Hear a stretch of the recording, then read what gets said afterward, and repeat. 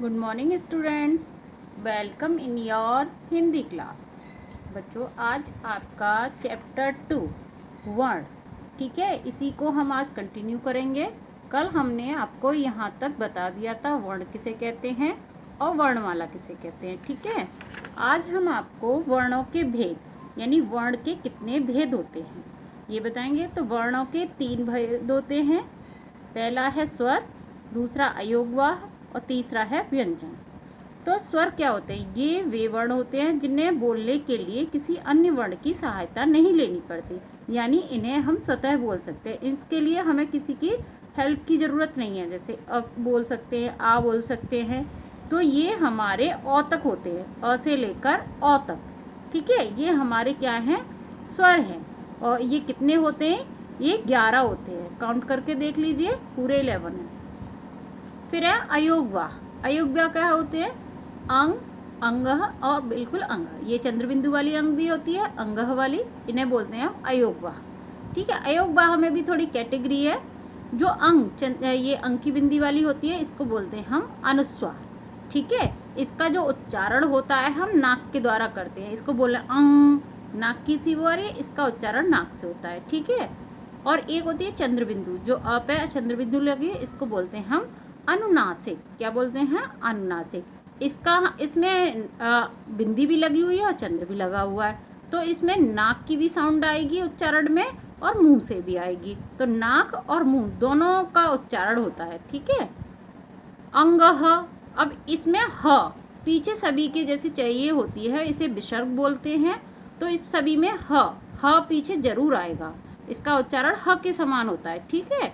तो ये हमारे 3 अयोगवाह हैं, अंग, अंग और अंगः, ठीक है। इस अंग को अनुस्वार, इसको अनुनासिक, इसे विसर्ग।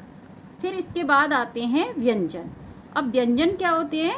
व्यंजन वो हिंदी में जो होते हैं ना, इसको अस्वर की सहायता लेनी पड़ती है, मतलब बिना छोटे अ की सहायता के इनको हम नहीं बोल सकते।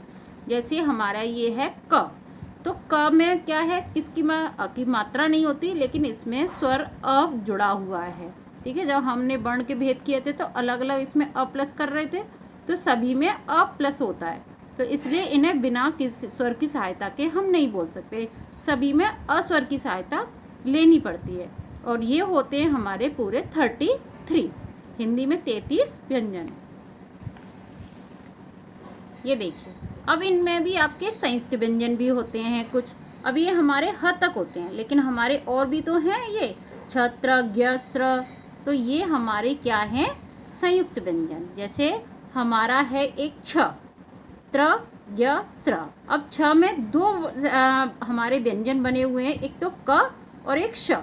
क और श को मिला के बनता है हमारा छ, और त और र को मिला के बनता है त्र, ठीक है। और ज प्लस ण को मिला के ज्ञ, श प्लस र को मिला के बनता है स्र। इन सभी ये जो हैं हमारे 4 व्यंजन, ये 2 व्यंजन के मेल से बनते हैं, तो इसलिए हम इनको कहते हैं संयुक्त व्यंजन। मात्राएं, अब स्वरों में क्या होती है? मात्राएं भी होती हैं, ठीक है। स्वरों में जैसे अ की तो मात्रा नहीं होती, बाकी सभी स्वरों की मात्राएं होती है। आ का डंडा होता है, छोटी ई की भी होती है, तो इन सब की मात्राएं होती हैं। ये आपके पीछे सारी मात्रा दे रखी है। वैसे आप लोग जानते हो, तो छोटे से स्टार्टिंग से ही आपने मात्राएं पढ़ी हुई हैं। अ की तो मात्रा होती नहीं है, बाकी आ की और ई की, बड़ी की, छोटे ऊ के, इन सभी की क्या है? मात्राएं होती है। इनको मिला के हम शब्द बना लेते हैं। जैसे अ में तो छोटे अ, इसकी तो मात्रा नहीं है, तो इसको सेम लिखते हैं। आ का डंडा होता है तो माँ हो गया, ई, शे। तो ये आपकी सारी मात्राएं।